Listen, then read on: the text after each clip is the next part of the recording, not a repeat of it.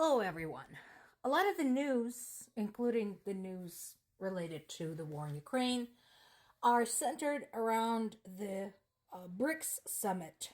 So I thought I would show folks what that actually is. What are we talking about? It is an alliance, an economic alliance that includes Brazil, Russia, India, China, South Africa, Iran, Egypt, Ethiopia, and the United Arab Emirates.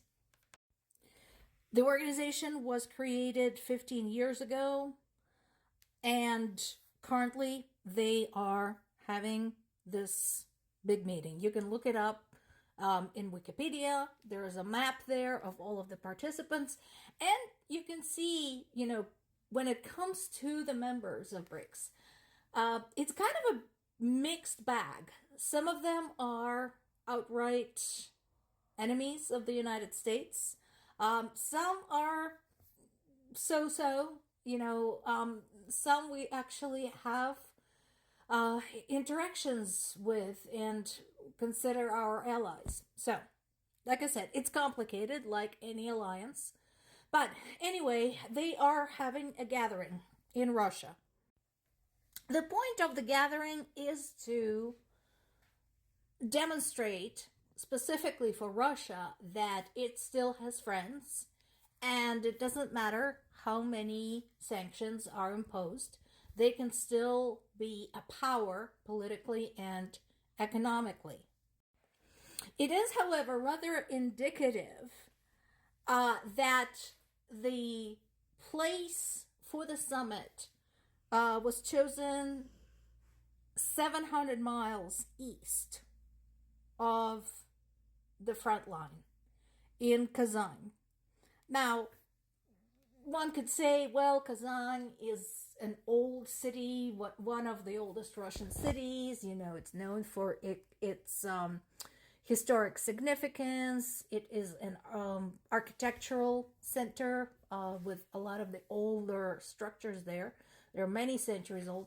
So on and so forth. But the truth of the matter, I think, is because we have seen some Ukrainian drones over Moscow, and it will continue to be the case.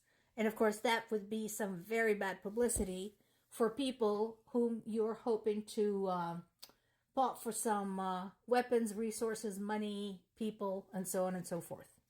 As I mentioned, one of the BRICS members and the participants of the summit is India.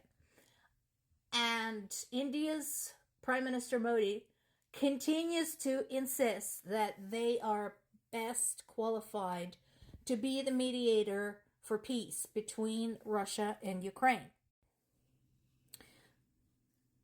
I mentioned this before, that personally I oppose this idea because while India states right now that it's still friends with the United States, it's still friends with the European nations, and it's still friends with Ukraine, the actions speak louder than words. And I mentioned that in the past. The last but not the least about this is to the leaders of countries who sent delegations to this convention, to this summit. You guys do understand that you are hanging out with a dictator and a war criminal. I just hope that really sinks in. Because I don't think it is. I don't think they care. As long as they can get something out of Russia or promises of something out of Russia, they don't care. So, Modi from India is there thanking Putin for his strong friendship and insisting that there should be a peaceful solution to the war in Ukraine.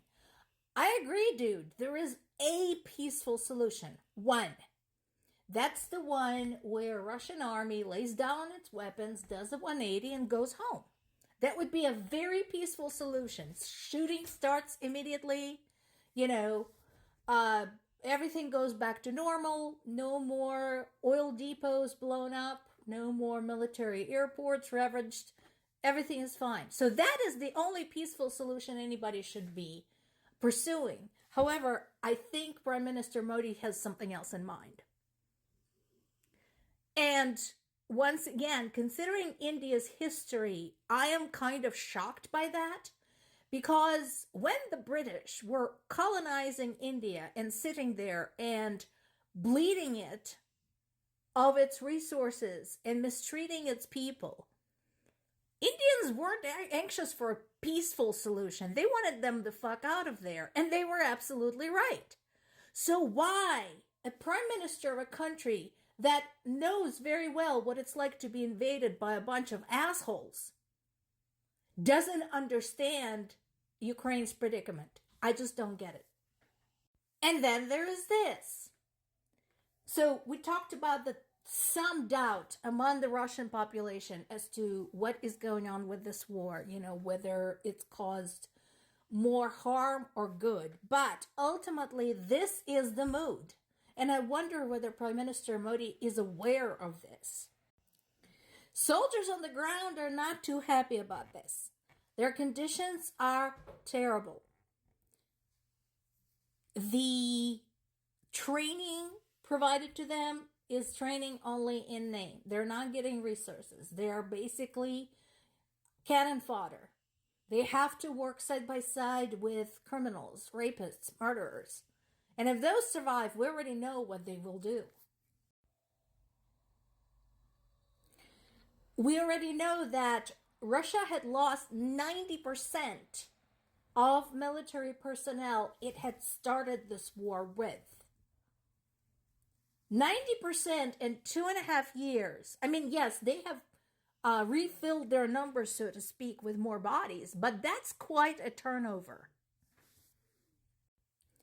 And yet, despite all of these tremendous numbers, despite all of these insane losses, they don't care. And again, I'm kind of wondering whether Prime Minister Modi is aware of this. And, when we compare Ukraine's allies to Russia's allies, we get stuff like that. We get promises, but we don't get specifics. Because while Russia is experiencing huge losses and Ukrainians are fighting like so many angry Wolverines, you cannot just like say, hey, you know what, guys, we support you. Good luck with your hand-to-hand combat. So when somebody says they promise support but do not substantiate it with any specifics, that is concerning because we've seen this before. And we also know that there is at least one organization where we cannot expect any support from.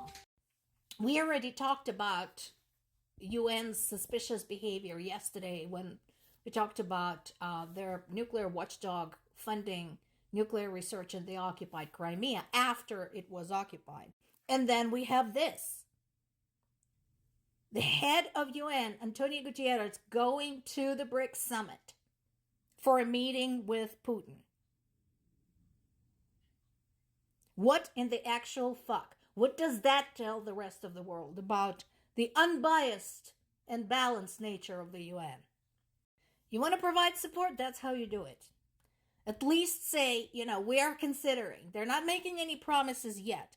But I'm glad another country got so jostled by its neighbor getting involved in this bullshit that they're now considering supporting Ukraine.